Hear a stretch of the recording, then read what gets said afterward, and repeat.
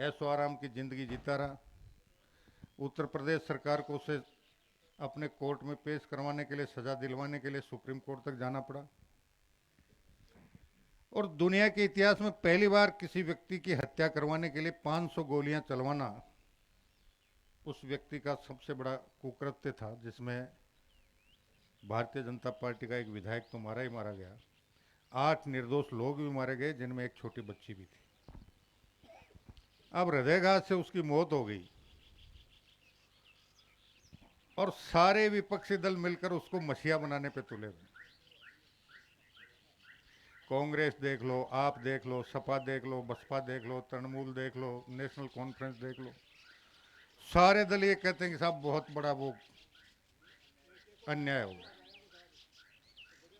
दूसरा, मैं सीकर जिले की स्थिति के बारे में बता दूं। कांग्रेस मैदान छोड़कर भग गई। जो उम्मीदवार वामपंथ का हमारे सामने आ रहा है, वो किसानों के हित की बहुत बड़ी बड़ी बातें करते हैं। मैं आपकी जानकारी के लिए बता दूं, पश्चिम बंगाल में उन्होंने 27 साल शासन किया है। केरल में भी कई बार शासन किया है। चावल उत्पादन में पश्चिम बंगाल एक अपना महत्वपूर्ण स्थान रखता है। न कांग्रेस के शासनकाल में, न 27 साल के वामपंथ के शासनकाल में, न 10 साल के तृणमूल कांग्रेस के शासनकाल में किसानों से चावल का एक दाना समर्थन मूल्य पर नहीं खरीदा गया। पश्चिम बंगाल में मंडी व्यवस्था ही नहीं है और न केरल में मंडी व्यवस्था है। और उसका परिणाम यह है कि बाकी जगह के काश्तकारों को जहां 1760 रुपए क्विंटल चावल का मूल्य, समर्थन मूल्य मिलता है, पश्चिम बंगाल के किसान को 1150-1200 रुपए में चावल बेचना पड़ता है। और दिल्ली में ये साल भर से ज्यादा लोग बैठे रहे थे ना, उसका भी कारण समझ लो। पश्चिम बंगाल से 1150-1200 रुपए में चावल खरीदो, 150-250 रुपए किराया लगा दो, 20-25 रुपए और खर्चा लगा दो, 1400 रुपए क्विंटल में पंजाब में चावल पहुंच जाएगा और 1760 में गवर्नमेंट को टिका दो। तो जब उनके पेट पे लात पड़ गई, अपने यहाँ समर्थन मूल्य पे गेहूं खरीदते हैं, जौ खरीदते हैं, बाजरा खरीदते हैं, मूंग खरीदते हैं, आपसे क्या क्या कागज मांगे जाते हैं? जमाबंदी मांगी जाती है, गिरदावरी मांगी जाती है, आधार कार्ड मांगा जाता है, आपका बैंक पासबुक का नंबर मांगा जाता है। पंजाब में 3 साल पहले तक कृषि उपज मंडी में, हम तो कहते हैं आड़तिया, और कानून की भाषा में उसका नाम है दलाल। कै वर्ग दलाल और ख वर्ग दलाल। बड़ा दलाल होगा वो कै वर्ग दलाल, छोटा दलाल होगा वो ख वर्ग दलाल। सारी समर्थन मूल्य की खरीद दलाल के माध्यम से होती थी। 2.5% दलाली सरकार को उसको देनी पड़ती थी। 3 साल पहले मोदी जी के ध्यान में जब ये बात आई, उन्होंने कह दिया भैया हम किसान से सीधे खरीदेंगे, किसान अपना पंजीकरण कराओ, अपनी जमाबंदी, गिरदावरी, बैंक पासबुक प्रस्तुत करो, और जिस दिन उसका नंबर आए, अपना जो भी उसको गेहूं बेचना है, चावल बेचना है, कपास बेचना है,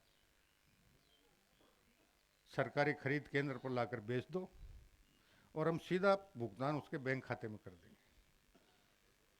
अब 2.5% की दलाली मारी गई।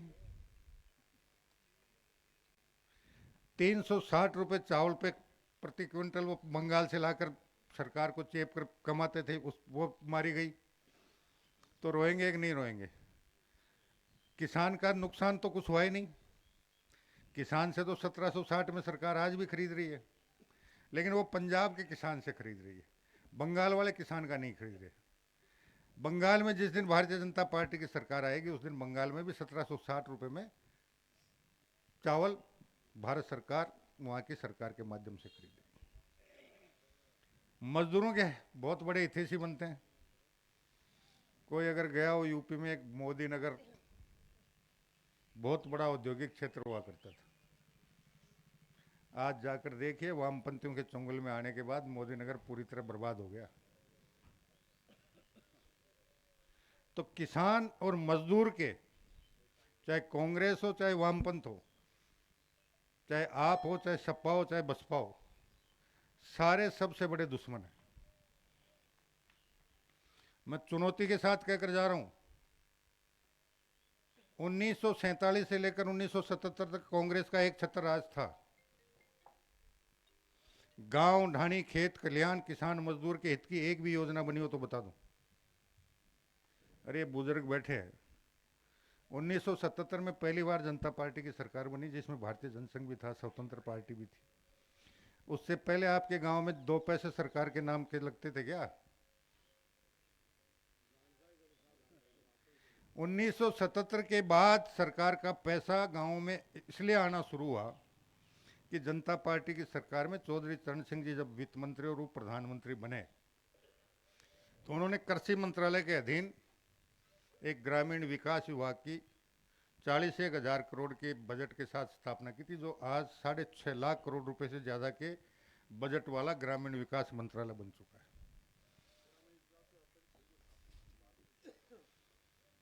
दूसरा, मैं आपसे निवेदन करके जा रहा हूं, पूछ लेना। वामपंथी 27 साल बंगाल में रह लिए, भारत सरकार में भी कई बार उनकी भागीदारी रही है, और भारत में 2 वामपंथी दल हैं। एक वामपंथी दल के बड़े नेता चतुरानंद मिश्र नाम था, देश के कृषि मंत्री रहे हैं लगभग 18-19 महीने। मैं चुनौती के साथ कह के जा रहा हूं, मर जाए उस दिन बहस करने आ जाए। उन्होंने, चतुरानंद मिश्र ने कृषि मंत्री रहते हुए अपने कालखंड में अगर एक भी किसान के हित का कोई निर्णय किया हो या कोई योजना बनाई हो। ये बुजुर्ग बैठे हैं, आपने 99 से पहले बैंकों से लोन लिया होगा। बैंक की ब्याज दर थी 15.5%, और भूमि विकास बैंक 10% हिस्सा राशि और काट लेता था, जिसपे आपको ब्याज नहीं मिलता था, लेकिन उस 10% पे ब्याज मिलता था। जब 13 महीने के बाद अटल बिहारी वाजपेयी जी की सरकार आई, अटल बिहारी जी का सोच था कि किसान को सूदखोरों के चुंगल से निकालना चाहिए। कमेटी बनाई, 11% ब्याज दर की सिफारिश आई। अटल जी ने कहा 11% ज़्यादा है। दोबारा कमेटी बनी, 9% की सिफारिश आई, 9% भी ज़्यादा माना। तीसरी बार कमेटी बनी, 7% की सिफारिश हुई, और अटल जी ने योजना बनाई कि किसान को किसान क्रेडिट कार्ड के माध्यम से 3 लाख रुपए तक का लोन 7% ब्याज दर पर मिलेगा। और उसमें भी फिर उन्होंने एक और कर दिया कि किसान अगर समय पे लोन का चुकारा करेगा तो 3% ब्याज की राशि किसान के बैंक खाते में सीधी भारत सरकार जमा कराएगी। 4% का मतलब है 25 पैसे सैकड़ा में आपको 3 लाख रुपए मिल सकते हैं। अब उधारी लेवाओ काम तो वो करे थे कि 3 लाख लिया, आप भी 4 लाख बना लिया, जना तो उधार लेवा में था आनंद। अरे भाई बे 3 लाख ले खुद को करवा में ही काम ले लो थे, बीको तो मोदी जी भी काहे करें, अटल जी भी काहे करें, मैं भी काहे करा है। तो आज तक गांव ढाणी खेत खलियान किसान मजदूर के हित में जितने भी निर्णय हुए हैं, या तो जनता पार्टी की सरकार में हुए, या अटल जी की सरकार में हुए, और या अब मोदी जी की सरकार में हो रहे। इसलिए मेरा निवेदन यह है कि अफवाहों से बचकर रहें, अपने असली दुश्मन को पहचानें, और आपका असली दोस्त कौन है, आपका हितैषी कौन है, उसको पहचानें। 20 वर्ष पहले थे खड़ो कारता, 1.5 महीना खड़ो निकल दो, निकल दो ना। और शाम का दऊ कर काई कराता थे, कार लगा रहा था, कौन आता क्या तो लगाता, कोई शेरियो थारी रास नहीं चोर ले जाए हैं। तो आज शेरिया सु बचर रहो, और दोस्त और दुश्मन की पहचान करो।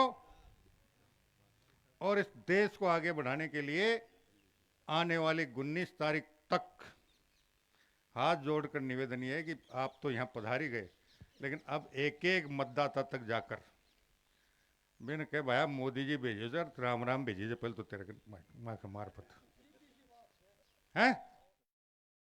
उसको 10 साल 2004 से 10 से 14 के कालखंड में अभी जो मैंने आपसे बातें बताई, बात करोगे तो वो बाँ फैलाकर आपके साथ भारतीय जनता पार्टी को वोट देने के लिए तैयार बैठा मिलेगा।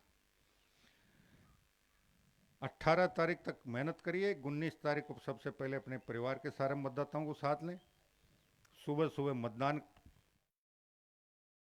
जितने मतदाता हैं सबका मतदान करवाकर फिर जिन जिन से आपने 18 तारीख तक संपर्क किया उनको साथ लें। ये ध्यान रखें कि वो वोट डालने आए नहीं, उनका भी सबका वोट डलवाएं। ये बहुत बढ़िया बात है। और उम्मीद करूंगा कि 2014 और 2019 में के लोकसभा चुनावों में श्रीमाधोपुर विधानसभा क्षेत्र 8 विधानसभा क्षेत्रों में जिस प्रकार बढ़त के मामले में पहले स्थान पर था, उसको और बढ़ाकर और बड़ी अंतर से श्रीमाधोपुर विधानसभा क्षेत्र से भारतीय जनता पार्टी के कमल के फूल को खिलाने में अपना योगदान देंगे। इस आशा और उम्मीद के साथ जय हिंद, जय भारत, वंदे मातरम। बोलो बजरंगबली की, बोलो बस्ती माता की। अब मैं सीधे ही स्वामी सुमेधानंद जी सरस्वती को और क्या फिर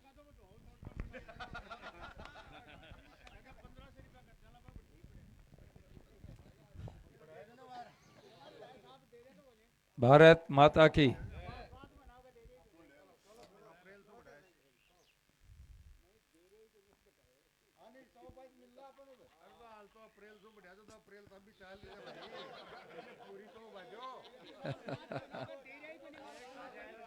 सिमारला जागीर में आयोजित इस लोकसभा चुनाव के संपर्क अभियान में हमारे साथ अभी जिनका बहुत ही सारगर्भित संबोधन आप सुन रहे थे, हमारे यूडीएच मंत्री माननीय श्री जाबर सिंह जी खर्रा साहब, हमारे साथ उपस्थित पार्टी के सभी सम्मानित कार्यकर्ता बंधुओं, जाबर सिंह जी ने सभी बातें आपको पूरी बता दी हैं। पहले तो मैं आपका सबसे ज़्यादा आभार व्यक्त करूंगा कि 1000 रुपया में आदमी को नहीं मिल रहे हो और थे हमारे साथ आगे बैठे हो। इसी से सिद्ध होता है कि आपका पार्टी के प्रति और हमारे प्रति कितना सम्मान और श्रद्धा का भाव है। ये बहुत बड़ी बात है, कोई सामान्य बात नहीं है। खेत में धन पड़ा है, किसान 4-5 महीने सर्दी में ठिठुर करके पानी लगा करके उसको मेहनत करके तैयार करता है। अब वो घर लाने का मौका है, लेकिन इसके बावजूद भी आप हमारे साथ हैं। दूसरा मेरा एक निवेदन है, जाबर जी ने सारी बात बता दी, मुझे विशेष कुछ कहना नहीं है। एक ही बात कहूँगा, कामरेड फिड़काबाज बहुत हैं। भाई सीकर में तो कहें कि भाई चोमू में मैं 50,000 की बढ़त ले रहा है, और बटा नीम का थाना में कहें बोले श्रीमाधोपुर में बढ़त ले रहा। तो ये फड़केबाजी जो है, ये अफवाह फैलाने में इनका कोई मुकाबला नहीं है। अभी जाबर सिंह जी ने आपको बताया कि भाई 27 साल तो इनका राज रहा, 30 साल कांग्रेस का रहा और 10-12 साल से ममता बैठी है। अच्छा ये बताओ, 27 साल को राज कर ले, उसका 1-2 एमएलए तो होना चाहिए। बंगाल में क्यों नहीं है ये? कांग्रेस और कम्युनिस्ट का सुपड़ा साफ हो गया वहां। इसलिए हो गया कि इन्होंने बंगाल, कभी अंग्रेजों की राजधानी कलकत्ता ही तो थी, और बंगाल, पश्चिमी बंगाल 1 नंबर प्रदेश था। भारत के विकसित प्रदेशों में संपन्नता में 1 नंबर था, आज सबसे गरीब है। सबसे पिछड़ा प्रदेश अगर कोई है तो ये है। दूसरी बात, यहाँ तो ये कांग्रेस से समझौता कर रहे हैं, और केरल में राहुल गांधी के सामने वायनाड में कम्युनिस्ट पार्टी खड़ी है, वहां प्रत्याशी इनका है। तो ये जो दोगलापन है, कारण क्या है कि जाबिर सिंह ठीक कह रहे थे कि कांग्रेस को दिख रहा था कि डोटासरा जी यहाँ के प्रदेश अध्यक्ष हैं, उनकी सीट है, पता था उनको भाई 2 बार इनके दिग्गज लोग लड़ लिए सामने, इनकी सरकार थी, 7 एमएलए थे, हमारा तो एक ही था, वो भी 1250 वोटों से जीता हुआ। इसके बावजूद आपने 3 लाख वोटों से मुझे जिताया। तो कांग्रेस को ये निश्चित हो गया था कि इस बार हमारी हार 100% है, इसलिए अपनी इज्जत बचाने के लिए कामरेडन आगे कर दो। तो ये आपसे मेरा यही आग्रह है कि मैंने मेरी रिपोर्ट या आप, मेरा काम ये आपके हाथ में है, बांसु पूछ लियो आगे भाई थे क्या दियो बता दो। क्या खाली धरने प्रदर्शन किसानों का भला होगा? क्या होगा? क्या इससे कोई? गेहूं का भाव अपने यहाँ तो फसल कम है, आपके यहाँ तो फिर भी पानी है, नहीं तो अपना श्रीमाधोपुर खंडेला की हालात इतने खराब हैं कि जहाँ 500 मन गेहूँ होते थे वहाँ 5 मन गेहूँ नहीं हो रहा, अब पानी नहीं रहा, सूख गया। तो एक तो हमारी सरकार आने के बाद में जाबर जी ने तो देखो, वसुंधरा जी 5 साल इसी बात पर नाराज रही, ये जो यमुना जल का समझौता हुआ है इसके लिए आप लड़ते रहे, और खरा आदमी अड़ जाए तो अड़ जाए।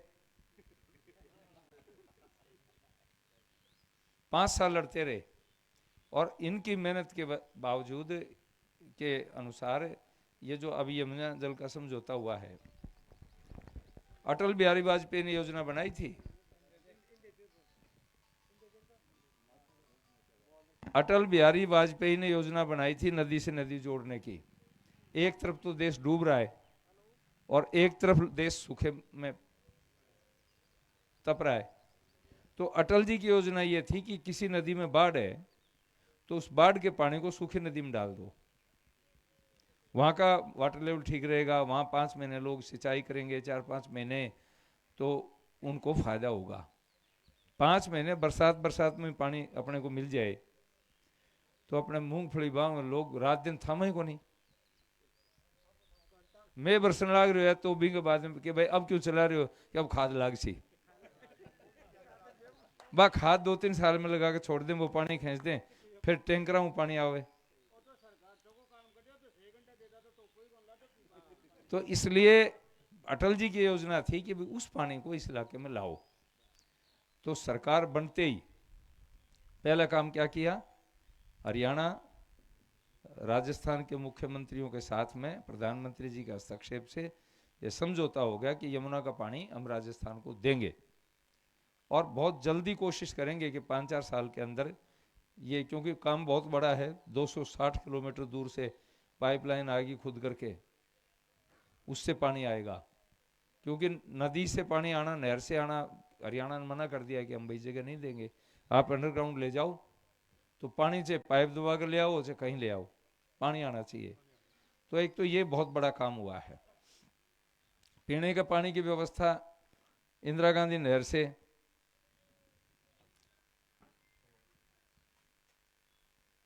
पीने के पानी की व्यवस्था जो इंदिरा गांधी का नहर का पानी है, उसकी तो मैं आपसे निवेदन करता हूं कि 2-2.5 साल के भीतर भीतर हर घर में हम पाइपलाइन से नहर का पानी दे देंगे, पीने का पानी। 2 योजनाएं हैं, ये दोनों पर काम होगा। तो ये काम हुए हैं। अब ये मेरे को बताया गया अभी कि भाई ये जल जीवन मिशन में कुछ पक्षपात हुआ है। चुनाव के बाद में जाबर जी और हम दोनों बैठ करके एक के घर को पाइपलाइन ठीक करवाएंगे, जांच करवाएंगे, कहीं गड़बड़ की है, पाइप गलत डाली है, टूटी ने लगाई और काम किया, उनको तो सजा देंगे और आपकी व्यवस्था सुधारेंगे। ये बदमाशी हुई है, गड़बड़ हुई है, हमें पता है। तो चुनाव के बाद में ये 19 तक की बात है, 4 तारीख को 4 जून को रिजल्ट आ जाएंगे, लेकिन हमारी दोनों की ड्यूटी हो सकता है फिर दूसरी जगह भी लगा देगी पार्टी, लेकिन फिर भी मैं आपसे निवेदन करता हूं, इस व्यवस्था को हम सुधारेंगे। तो मेरा यही आग्रह है आपसे कि इनके बहकावे मत आना। सारा खेल ये विदेशी पैसे पर कर रहे हैं। वो दिल्ली में बैठे रहे, पैसा कहां से आया भाई? कुछ ताकतें ऐसी हैं जिनको मोदी नहीं अच्छा लगता, गाली निकालने के लिए सारे इकट्ठे हो जाते हैं, लेकिन जो स्वार्थ आता है फिर लड़ने लग जाते हैं। एक ही इनका इरादा है, मोदी हटाओ मोदी हटाओ। क्यों? कि विदेशी ताकतें जो भारत पर हावी रहती थी, जो भारत को अपना मार्केट बना रखा था, आज मोदी जी ने उनका बाजार बंद कर दिया। भारत में सारा काम चालू हो गया, स्वदेशी का अभियान शुरू हो गया। तो ये अभी कल परसों जाबर जी मेरे को कहने लगे, जी हरियाणा पंजाब का लोग आया, बस सट्टे में थाना हरा गया। मैं कहा भाई वो विदेशी पैसा है, सारा विदेश का पैसा आ रहा है, किसी भी तरह से बहकाओ लोगों को। ऐसे देश हैं जो भारत को फूटी आंख से पसंद, चाइना क्यों पसंद करेगा? अभी यहां लोकतंत्र की बात करते हैं, वहां तो आजीवन राष्ट्रपति बना रखा है। ये क्यों पसंद करेंगे? जितने भी जो देश हैं, भारत आगे बढ़ रहा है, 11वें नंबर से 5वें नंबर पर आ गया, 27 में तीसरे पर आ जाएगा, 10-20 साल के बाद में 1 नंबर पर आ जाएंगे। किसी देश को भारत पसंद नहीं है, वो लोग पैसा दे रहे हैं इन लोगों को। ये यहाँ तो टूटी जीप में घूमते रहते हैं, और इनके पास में जब आप इनके ठाट बाट देखेंगे तो उसका कोई आंदोलन कर रहे थे किसानों का, 5-5 हजार रुपए के कंबल में सो रहे थे, नीचे भी 5 हजार कंबल, ऊपर भी 5 हजार कंबल। तो ये मेरा आपसे निवेदन है कि बहकावे मत आना, और काम करेंगे, खूब जम करके काम होगा। नीचे हमारी सरकार है, ऊपर सरकार है। अब आप देख लो, 10,000 करोड़ के काम मैंने 10 साल में किए। ये कागज आपके हाथ में है, काम करेंगे। बहुत बहुत आपका धन्यवाद। इस लामणी के समय में फसल खेत में पड़ी है, इसके बावजूद भी आप आए हैं, मैं आपको बहुत बहुत आभार व्यक्त करता हूं। 19 तारीख को अधिक से अधिक संख्या में अपना वोट भी दें, औरों को भी दिलाएं। धन्यवाद। जिंदाबाद।